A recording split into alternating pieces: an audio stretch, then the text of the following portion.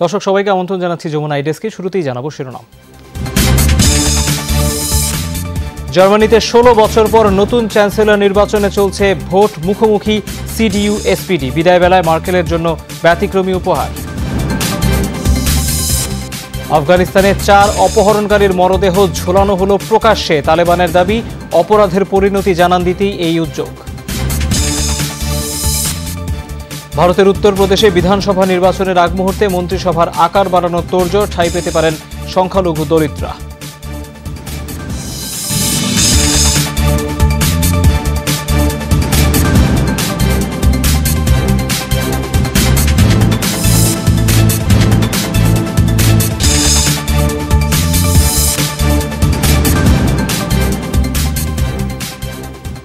দর্শক শিরোনামগুলো দেখছিলেন, পুরো খবরে যাচ্ছি।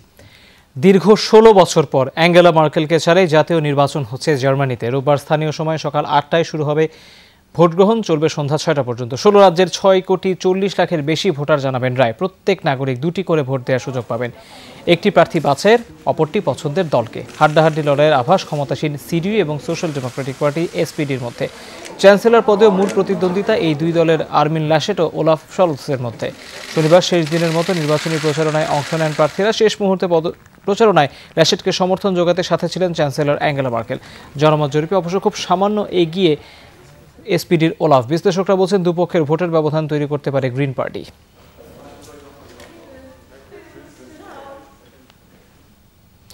বিদায় বেলায় বিশাল এক জিঞ্জার ব্রেড হার্ট উপহার পেলেন জার্মান চ্যান্সেলর অ্যাঙ্গেলা মার্কেল। শনিবার আকেন শহরে দলীয় প্রার্থীর জন্য তিনি সবশেষ প্রচারণা চালান। এ সময় নিজ দল সিডিইউর পক্ষ থেকে পান এই মিষ্টি মধুর উপহার। মার্কেলের হাতে খাবারটি তুলে দেয় ছোট্ট এক শিশু। তিনিও বরাবরের মতো হাসি মুখে এই ভালোবাসা গ্রহণ করেন। জার্মানিতে দীর্ঘ 16 বছর চ্যান্সেলর হিসেবে দায়িত্ব পালন করেছেন অ্যাঙ্গেলা মার্কেল। বহু জার্মানের কাছে তিনি দ্বিতীয় মা হিসেবেও সমাদৃত। ইউরোপের চালিকা শক্তি হিসেবে পরিচিত জার্মানিকে এক হাতে সামলে নিয়েছেন।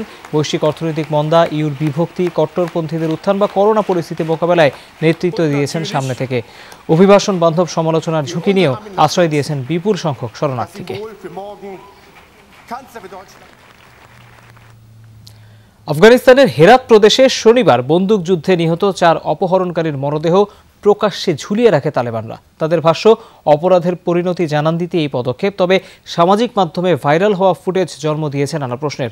অনেকে বলছেন এটি স্রেফ নৃশংসতা, শাসন ব্যবস্থায় আগের মতো তালেবানি কায়দায় হিংস্রতা ফিরিয়ে আনার ইঙ্গিত। তালেবান কর্তৃপক্ষ আগেই ইঙ্গিত দিয়েছিল গুরুতর অপরাধে মৃত্যুদণ্ডের পাশাপাশি অঙ্গচ্ছেদের মতো কঠোর শাস্তির বিধান ফিরে আসবে আফগানিস্তানে। তারই নজির মিলল হেরাতে।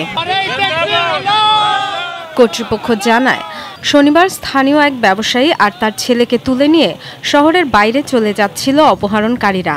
চেকপয়েন্টে টহল পুলিশ তাদের পথ রোধ করলে শুরু হয় বন্দুকযুদ্ধ।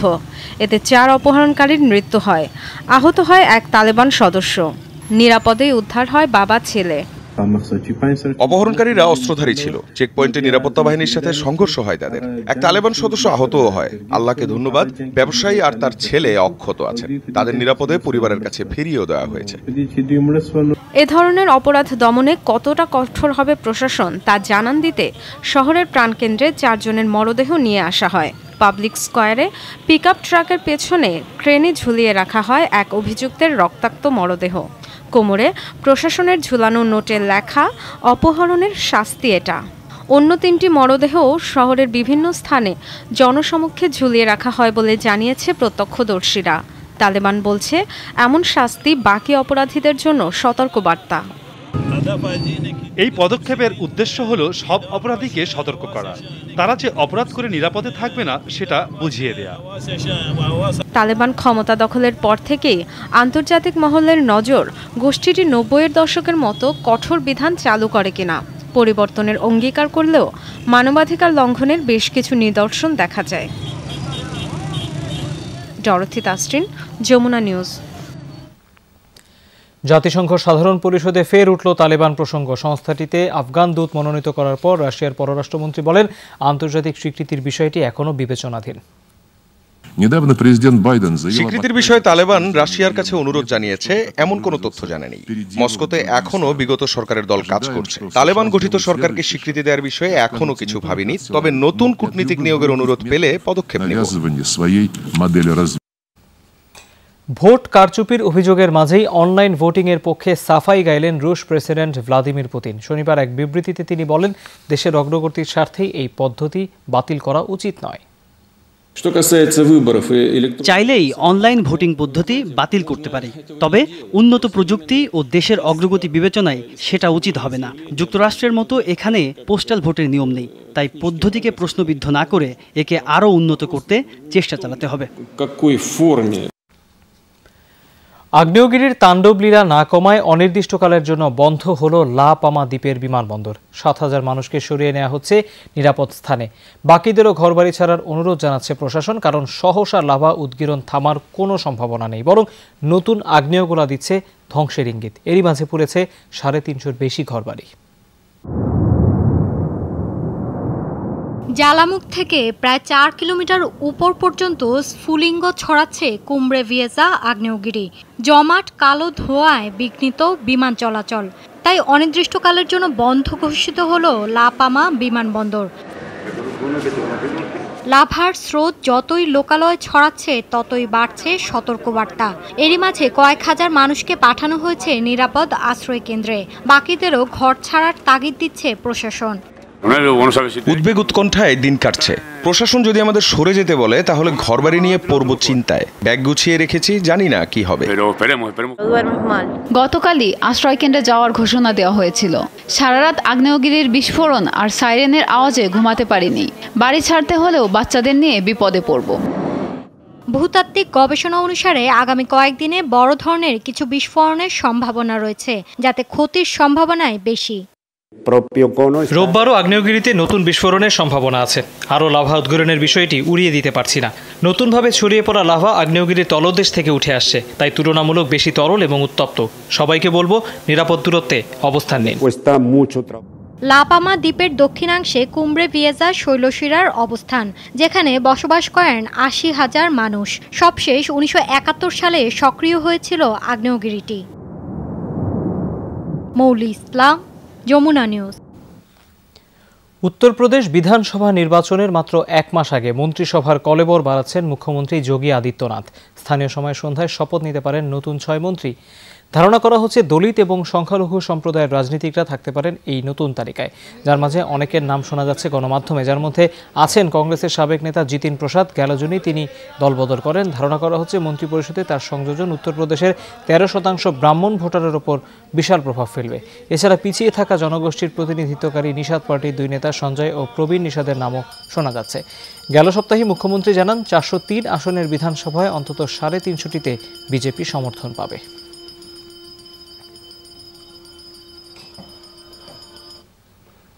ভারতের দিল্লির আদালতে হত্যাকাণ্ডের ঘটনার ২ দিন পরই ২ জনকে আটক করেছে পুলিশ। রোহিণী আদালতের গেটের সিসিটিভি ফুটেজ বিশ্লেষণের ভিত্তিতে সন্দেহভাজন হিসেবে তাদের চিহ্নিত করা হয়।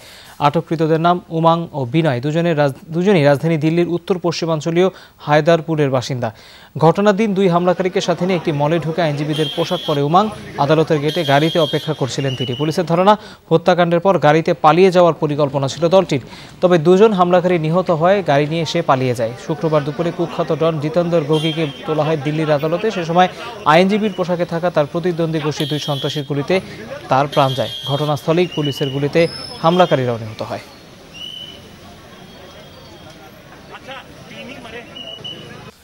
চব্বিশ ঘন্টায় কিছুটা কমেছে করোনায় প্রাণহানি। শনিবার বিশ্বজুড়ে ৬,০০০-এর মতো মৃত্যু হয়েছে ভাইরাসে। মহামারীতে মোট প্রাণহানি ৪৭,৫৬,০০০ ছাড়িয়েছে। শনিবার ৮২২ জনের মৃত্যুতে দৈনিক প্রাণহানির শীর্ষে ছিল রাশিয়া। যুক্তরাষ্ট্রে কিছুটা কম ছিল সংক্রমণ আর মৃত্যু। ৭৬৫ জনের প্রাণহানি লিপিবদ্ধ হয় শনিবার। নতুন শনাক্ত ৫৪,০০০-এর বেশি। মেক্সিকোতে ৫৬৪, ব্রাজিলে ৫৪৮ জন মারা গেছে করোনায়। এ পর্যন্ত শনাক্ত ২৩,২২,০০,০০০-এর বেশি। বিশ্বে করোনা টিকার সমবন্টনের আহ্বান জানালেন ব্রিটেনের প্রিন্স হ্যারি ও তার স্ত্রী মেগান মার্কেল। শনিবার গ্লোবাল সিটিজেন ফেস্টিভ্যালে তারা এই আহ্বান জানায়। ভ্যাকসিনের বেশিরভাগই ক্ষমতাধর দেশগুলোর দখলে যাওয়ার উদ্বেগ জানান এই দম্পতি। বলেন, উৎপাদন অনুযায়ী চলতি বছর প্রতিটি দেশের 70% মানুষকে টিকার আওতায় আনার সুযোগ ছিল, অথচ বেশিরভাগই চলে গেছে ধনী 10 দেশের হাতে। এটা চরম অন্যায় ও মানবাধিকার লঙ্ঘন। দরিদ্র দেশগুলোতে টিকা সরবরাহে আন্তর্জাতিক সংস্থাকে এগিয়ে আসার তাগিদ জানান তারা।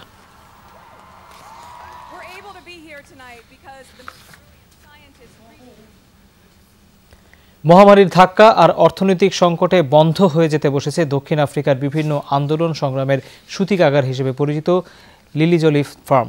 একসময় নেলসন ম্যান্ডেলার বাসস্থান হিসেবে ব্যবহৃত হতো এই খামারবাড়ি। এখান থেকেই নেতৃত্ব দেওয়া হয় বর্ণবাদ বিরোধী আন্দোলন, স্বাধীনতা সহ নানা সংগ্রামের। একই চিত্র ফ্রিডম পার্কেও।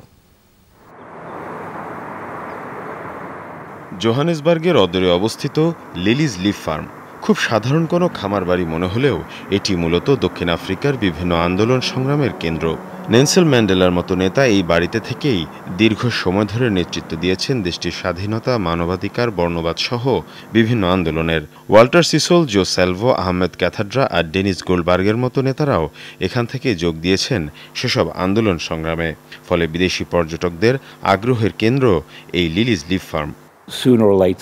সেন্ট পল ক্যাথেড্রালের যেমন গুরুত্ব, আমাদের কাছে এই স্থানটির গুরুত্ব তেমন। দক্ষিণ আফ্রিকার স্বাধীনতা আন্দোলন, বর্ণবাদী বিরোধী আন্দোলন সহ সব সংগ্রামের নেতৃত্ব এসেছে এই খামারবাড়ি থেকে। এটাই দক্ষিণ আফ্রিকার ইতিহাসের কেন্দ্রবিন্দু। ঐতিহাসিক স্থাপনার রক্ষণাবেক্ষণ আর সব খরচ পরিচালিত হয় বিদেশি পর্যটক থেকে আয় আর সরকারি অনুদানের মাধ্যমে। তবে প্রায় 2 বছরের করোনা সংকটের কারণে কোনো বিদেশি আসার সুযোগ নেই, ফলে বন্ধ আয়। অন্যদিকে অভিযোগ উঠেছে তহবিলের অর্থ নয় ছয়ের, এ কারণে অনিয়মিত সরকারি অনুদান। ফলে বন্ধ হওয়ার উপক্রম হয়েছে এই লিলিজ লিফ ফার্মের। দুর্নীতি, অব্যবস্থাপনা আর অদূরদর্শিতার কারণে আজ এই স্থানটির এই দুরবস্থা। গেল 2 দশক ধরে যে কাঠামো আমরা তৈরি করেছিলাম তা পুরোপুরি নষ্ট হয়ে গেছে। আর কিছুদিন পর হয়তো এই ইতিহাস ঐতিহ্যের আর কিছু থাকবে না। এর পরিণতির কথা ভাবলে মাঝে মাঝে চিৎকার দিয়ে কাঁদতে ইচ্ছে করে। একই চিত্র প্রিটোরিয়ার ফ্রিডম পার্কের ক্ষেত্রেও। করোনা প্রকোপের কারণে স্থবিরতা এখানেও। স্বাধীনতা আন্দোলনে নিহতদের স্মরণে এখানে গড়ে তোলা হয় এই পার্ক ও মিউজিয়াম। আগের চেয়ে 10% পর্যটকও এখন আর আসে না এই পার্কে ও মিউজিয়ামে। যে কোনো মুহূর্তে এখানকার কার্যক্রম বন্ধ করে দেওয়া লাগতে পারে।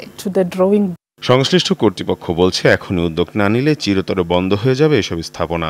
সংকট মোকাবেলায় আন্তর্জাতিক সংস্থাগুলোকে এগিয়ে আসার আহ্বানও জানিয়েছেন তারা।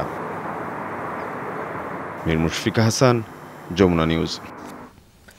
যুক্তরাজ্যে বাংলাদেশি বংশোদ্ভূত শিক্ষিকা সাবিনা নেসা হত্যার ঘটনায় সন্দেহভাজন আরও একজনকে আটক করেছে পুলিশ। রোববার ভোররাতে তাকে গ্রেপ্তার করা হয়, তবে তার পরিচয় প্রকাশ করা হয়নি। গণমাধ্যম বলছে, সিসিটিভি ফুটেজের মাধ্যমে তাকে চিহ্নিত করা হয়েছে। হত্যাকাণ্ডের দিন তার কাঁধে সন্দেহজনক একটি বস্তু দেখা যায়। পুলিশের ধারণা সাবিনা হত্যায় এটি ব্যবহার করা হয়েছে। এর আগে হত্যাকাণ্ডে সংশ্লিষ্টতার সন্দেহে আরও 2 ব্যক্তিকে আটক করে নিরাপত্তা বাহিনী, তবে জিজ্ঞাসাবাদের পর তাদের ছেড়ে দেওয়া হয়। এদিকে সাবিনা হত্যার প্রতিবাদে এখনও শহরে বিক্ষোভ চলছে। 18 সেপ্টেম্বর লন্ডনের বাড়ি থেকে মাত্র 5 মিনিট দূরত্বের এক পার্কে যাওয়ার সময় পাওয়া যায় 18 বছর বয়সী সাবিনার মরদেহ। তীব্র জ্বালানি সংকটে ভুগছে ব্রিটেন। ক্রিসমাস পর্যন্ত ইউরোপের 10,500 ট্রাক ড্রাইভার এবং পোল্ট্রি কর্মীদের সাময়িক ভিসা দেওয়ার পর থেকেই এই সমস্যা শুরু। শনিবারই এক ঘোষণায় জানানো হয়, চলমান সংকট মোকাবেলায় ইউরোপের 5,000 ট্যাঙ্কারকে আগামী 3 মাস জ্বালানি সরবরাহের অনুমতি দিয়েছে ব্রিটিশ সরকার। এছাড়া ক্রিসমাসের কাজের জন্য ভিসা পেয়েছেন 5,500 পোল্ট্রি কর্মী। কিন্তু তাতে প্রচণ্ড জ্বালানি সংকটে পড়ে লন্ডন। বেশিরভাগ স্টেশনে ঝুলিয়ে দেওয়া হয় গ্যাস শূন্যতার নোটিশ। তাতে গাড়ির লম্বা লাইন লেগে যায়, মহাসড়কে তৈরি হয় ট্রাফিক জ্যাম। শিগগিরই সংকট মিটবে এমন প্রত্যাশা সরকারের। দীর্ঘ 91 বছরের মধ্যে ভয়াবহ খরায় ভুগছে ব্রাজিল, যার কারণে ব্যাহত হচ্ছে বিদ্যুৎ সরবরাহ। লাতিন দেশটির 2/3 বিদ্যুতের চাহিদা মেটে জলবিদ্যুৎ থেকে, কিন্তু বৃষ্টির স্বল্পতার কারণে এই সংকট এখন চরমে। নানা অজুহাতে বিভিন্ন ঘরবাড়ি এবং ব্যবসা প্রতিষ্ঠানের সংযোগ কেটে দিয়েছে প্রশাসন। খরার কারণে গেল আগস্টেই 6.5% বেশি বাড়ানো হয়েছে বিদ্যুৎ ও পানির বিল। করোনা মহামারীতে ভুগতে থাকা দেশটির জন্য এটি নতুন সংকট, নতুন চাপ। ব্রাজিলীয়দের অভিযোগ, মাসের মজুরি থেকেও বেশি খরচ হচ্ছে এখন বিল পরিশোধে। যুক্তরাষ্ট্রের সীমান্ত এলাকা থেকে অভিবাসন প্রত্যাশীদের অস্থায়ী আশ্রয় কেন্দ্রে সরিয়ে আনছে মেক্সিকো। শনিবার রাতে 250 মানুষকে সরানো হয়।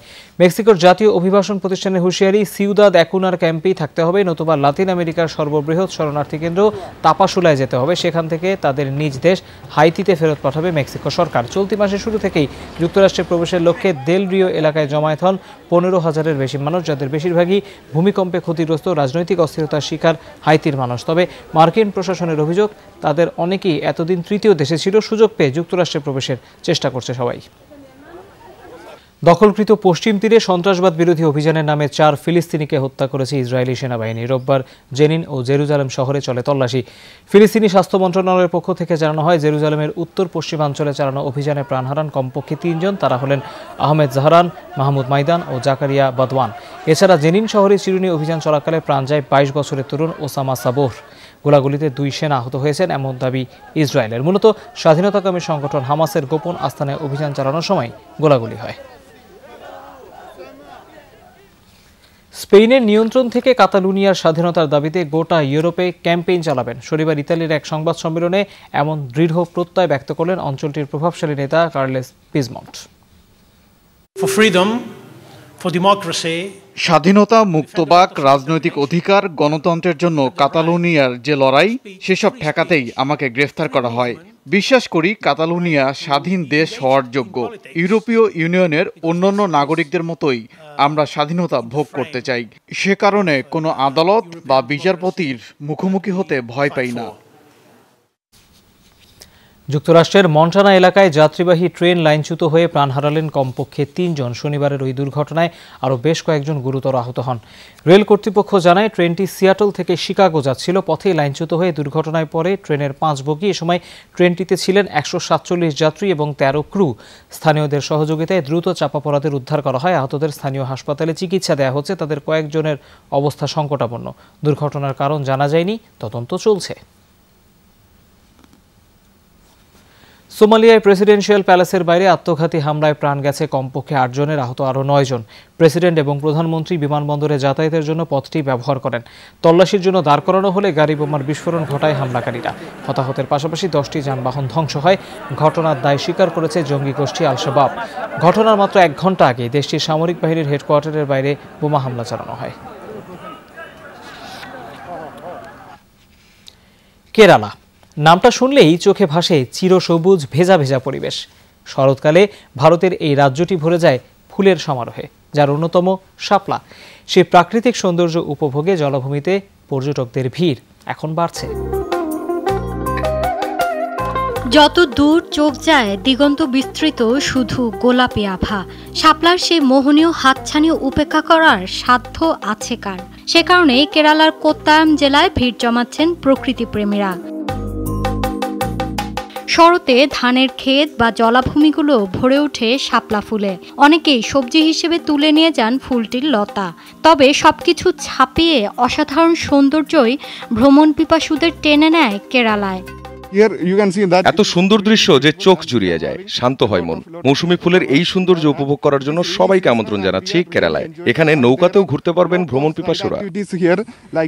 পুরো খালটি শাপলায় ভরপুর। পরিবারের সাথে অসাধারণ কিছু মুহূর্ত কাটালাম। করোনা বিস্তারের শঙ্কায় অল্প সংখ্যক কিছু মানুষই নৌকায় ঘুরছেন। আমরাও পানিতে নেমে উপভোগ করেছি। স্থানীয় প্রশাসন বলছে, করোনা মহামারীর আগে ভিড় সামাল দিতে রীতিমতো হিমশিম খেতে হতো, কিন্তু বর্তমানে সংক্রমণ আতঙ্কে কমে গেছে পর্যটকদের আনাগোনা। মৌলি ইসলাম, যমুনা নিউজ। দর্শক, এই ছিল যমুনা আই ডেস্কের আয়োজনে। এতক্ষণ সাথে থাকার জন্য ধন্যবাদ সবাইকে।